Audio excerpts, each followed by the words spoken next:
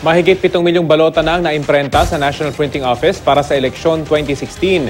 Pero ang bilang na yan, malayo pa sa target na mahigit 55 milyong balota para sa araw ng botohan sa Mayo. Mula sa Quezon City, may ulat on the spot si Mark Salazar. Mark? Rafi, ang naiimprenta to be exact ay 13.67% ng 55.7 million na target na maimprentang balota para sa May 9, 2016 na elections.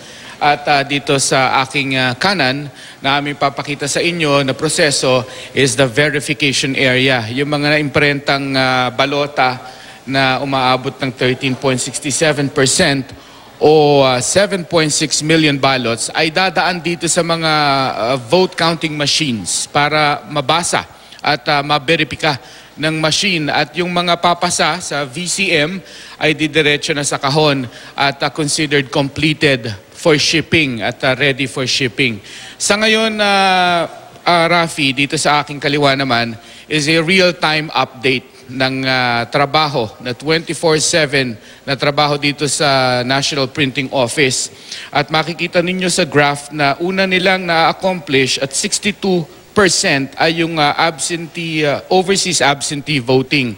Dahil porking at ito'y kailangan pang i-ship sa iba't ibang bansa, ay yan ang kanilang inuuna, kaya naka 62% na sila o more than 1 million na ballots printed. At susunod na yung ARMM na may 41.47% completion rate. At ang susunod ay yung Region 4B na nakakapag-imprenta na rin ng mahigit 1 milyong balota. The rest of the other region, Rafi, ay wala pang 1% ang nakukumpletong maimprenta. Dito sa aking kaliwa, ang printing area naman, at itong nakikita niyong tambak na ito, ay kasama doon sa 7.6 million printed ballots na nakapila naman para sa verification dito sa verification area na i-feed sa VCM.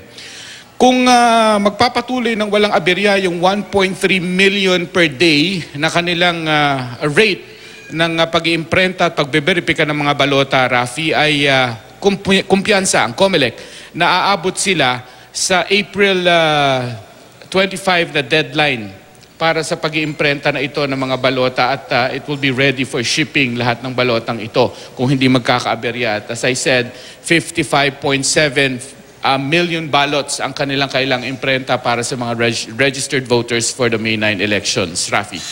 Mark, sa mga naunang ulat mula dyan sa NPO, nabanggit mo rin na nakapila yung napakadaming tambak na mga na-imprenta na ng mga balota para sa verification.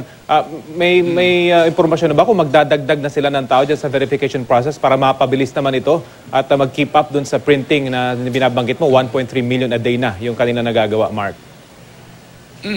Well, 1 week na sila nag-iimprenta at itong kanilang bilang ng mga contractual workers na kanilang pinapapasok dito working 12-hour shifts, 2 shifts ito. In fact, kaya makikita nyo walang tao ngayon dito sa VCM area na nag-feed ng mga balota dahil ngayon ang oras ng palitan ng 12-hour shift at marami ang naka-lunch break na, at ang susunod na papasok dito ay yung mag-shift naman ng 12 hours hanggang 12 midnight. 24/7 ang kanilang trabaho rito, at sa dami ng kanilang mga trabahador ay umaabot pa naman daw sila sa 1.3 million per day na kanilang target rate. At kung yun ay masusunod, wala magiging problema, ay kayang-kaya nila abutin yung kanilang deadline to be able to print and verify 55.7 million ballots for the election, Rafi. Okay, maraming salamat, Mark Salazar.